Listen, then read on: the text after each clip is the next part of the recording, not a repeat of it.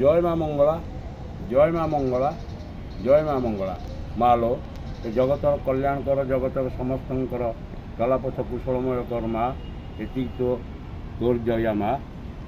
ଜୟ ଜଗନ୍ନାଥ ସ୍ୱାମୀ ନୟନ ପଥଗାମୀ ଭବ ତୁମେ। ଏ ଯେଉଁ ସରକାର ନୂଆ ସରକାର ଆସିଛନ୍ତି ଯେ ବିଜେପିର ଯେଉଁ ସରକାର ମୋହନ ମାଝୀ ତାଙ୍କ ନାଁ, ସେ ସିଏମ୍ ଏବେ ଅଛନ୍ତି।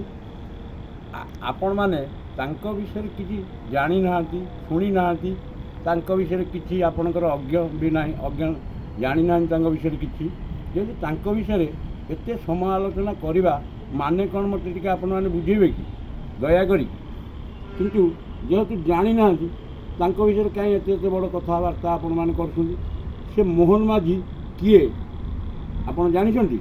ସେ ମୋହନ ମାଝୀ କିଏ ଜାଣିନାହାନ୍ତି। କିନ୍ତୁ ଯଦି ନ ଜାଣିଛନ୍ତି ତାଙ୍କ ଭିତରେ, ଆପଣମାନେ ଅଜ୍ଞ ଅଛନ୍ତି, କିନ୍ତୁ ତାଙ୍କ ବିଷୟରେ ଟିକେ ଜାଣିବା ପାଇଁ ଚେଷ୍ଟା କରନ୍ତୁ। ସେ ମୋହନ ମାଝୀ ଆସୁ ଆସୁ ସିଏ ଅମକ କରିଦେଲା, ସେ ସମକ କରିଦେଲା, ସେ ଢିଙ୍କି କରିଦେଲା, ସେ ବଗ କରିଦେଲା। ଆପଣମାନେ ଏମିତି ବୟାନ ଦେବା ମାନେ କ'ଣ? ଟିକେ ଆପଣଙ୍କୁ ଖରାପ ଲାଗୁନି ଏସବୁ ଜିନିଷ ଆପଣ ଯେଉଁ ମିଡ଼ିଆ ଆଗରେ କହୁଛନ୍ତି, ବାଇକ୍ ଦେଉଛନ୍ତି? ମୋହନ ମାଝୀ ଜଣେ ସଚ୍ଚୋଟ ଲୋକ। ଆଜି ଯଦି ମୋହନ ମାଝୀ ସେ ସିଟ୍ରେ ବସିଛନ୍ତି, ତାଙ୍କୁ ଭଗବାନ ହିଁ ବସେଇଛନ୍ତି। ଆମେମାନେ କେହି ବସେଇନୁ, ତାଙ୍କ ଦୟାରେ ସିଏ ବସୁଛନ୍ତି। ଆପଣମାନେ ତାଙ୍କର କ'ଣ ଏତେ କହିଲେ ବି ତାଙ୍କର କ'ଣ ଅସୁବିଧା? କିଛି ହେବନି ତାଙ୍କର, କିଛି ବି ଆପଣ କରିପାରିବେନି ତାଙ୍କର।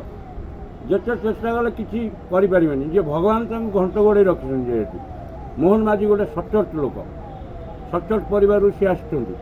ଆଜି ତାଙ୍କ ପାଇଁ ଯଦି ହଜାରେ ଲୋକ, ଯଦି ଚାରଣା ଲୋକ ତାଙ୍କ ବିଷୟରେ ଖରାପ କହୁଛନ୍ତି, କିନ୍ତୁ 75 ଭାଗ ଲୋକ ତାଙ୍କୁ ପ୍ରଭୁ ଭଳିଆ ମାନୁଛନ୍ତି। ଆପଣମାନେ କିଛି ତାଙ୍କ ବିଷୟରେ ଜାଣିନାହାନ୍ତି, ଯେହେତୁ ଏଭଳି ବୟାନ ଦିଅନ୍ତୁନି, କିନ୍ତୁ ଜାଣିବା ପାଇଁ ତାଙ୍କ ବିଷୟରେ ଚେଷ୍ଟା କରନ୍ତୁ।